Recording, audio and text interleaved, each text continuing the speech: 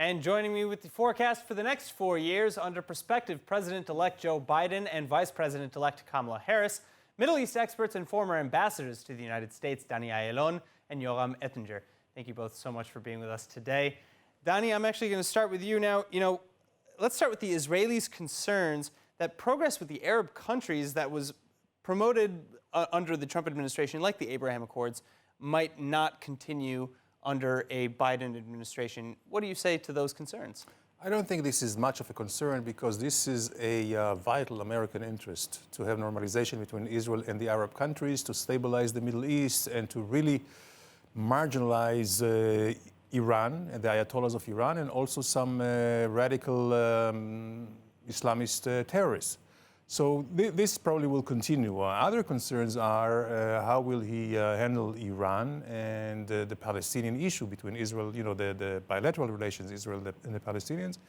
And here I'm of the opinion that on Iran, quite maybe paradoxically, he may be more effective because he can, I would say, align the European powers to him to push Iran together.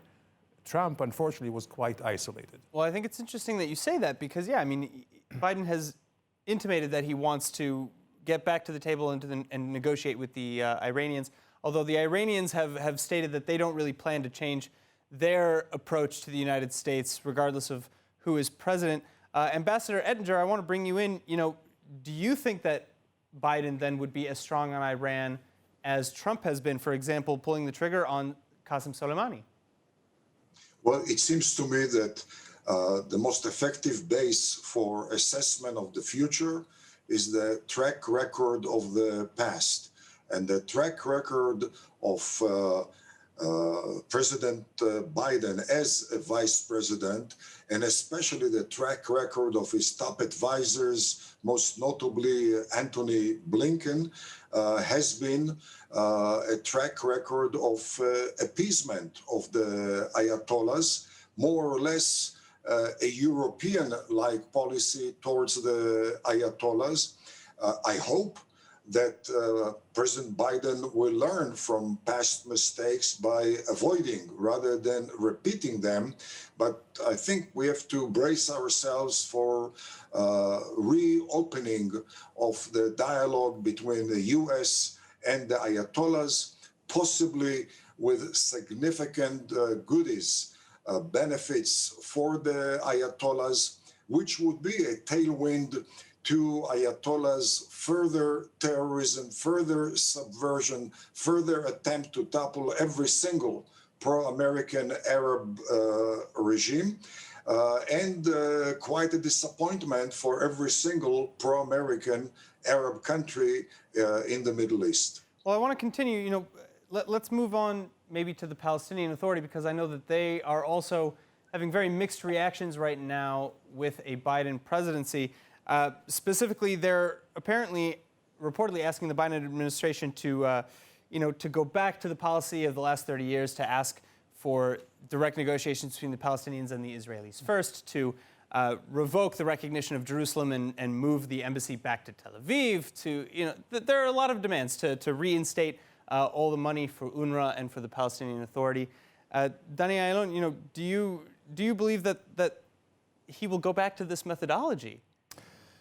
Well, to a certain extent. For instance, if we just break down the issues, for instance, Jerusalem, he cannot revoke the decision to recognize Israel as the capital of Jerusalem as the capital of Israel. He can't afford to change it again? No, because it's a legislation by Congress. What Trump did was merely actually following a legislation by Congress. Right, but he couldn't go back to the kind of after the waiver status quo. No, after the waiver was waived, was thrown out by Trump, this is no longer the case. He can do things that were, I would say, were decided by presidential executive order, for instance. So the recognition of the sovereignty over the Golan Heights, this can be revoked. Certainly the reinstating of funds to UNRWA and the Palestinian Authority, this certainly, these are tactical policy issues that certainly can be revoked. And I'm sure he will go that way. But whether the Palestinian issue will be high on the agenda, I'm not sure at all. There are so many other big fish to fry, not just domestically, but also internationally, before he gets to the Middle East, and when he gets to the Middle East, before he gets to the Palestinians.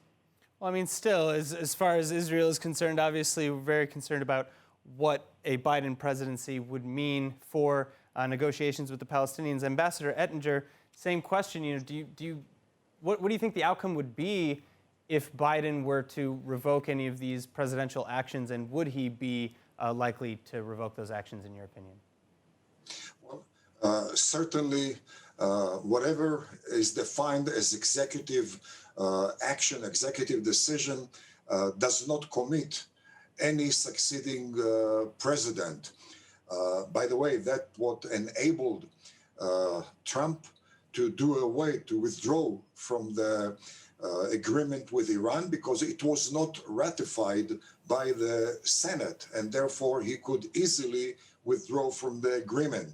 Should Biden once again center his policy in the Middle East around the Palestinian issue, as was done by the Obama-Biden administration, as is promoted by his top advisors, that will put us farther and farther from expansion of the peace process, because the only reason we have today peace treaties with Egypt and Jordan and the UAE and Bahrain and Sudan is because each such peace treaty sidestepped, bypassed the Palestinian issue, contrary to the very simplistic, erroneous assumption that the Palestinian issue is supposedly the crux of the Arab-Israeli conflict, the core cause of turbulence in the Middle East, and crown jewel of Arab policy makers.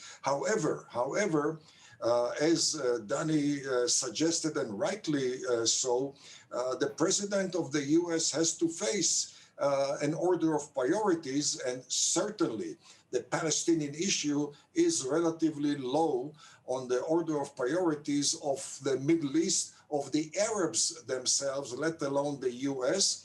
And the top priorities are detached from the Palestinian issue. And when it comes to... Well, I'm sorry to cut you off, but yeah, I'm sure that a lot of people are going to be watching what's to come from the Biden administration very closely, particularly here in Israel. I know there are a couple Knesset members who are suggesting that we rush certain things before Biden actually takes the White House. But in the meantime, I guess we're just going to have to wait and see. Ambassador Ettinger, Ambassador Ayalon, thank you so much for being with us. Pleasure.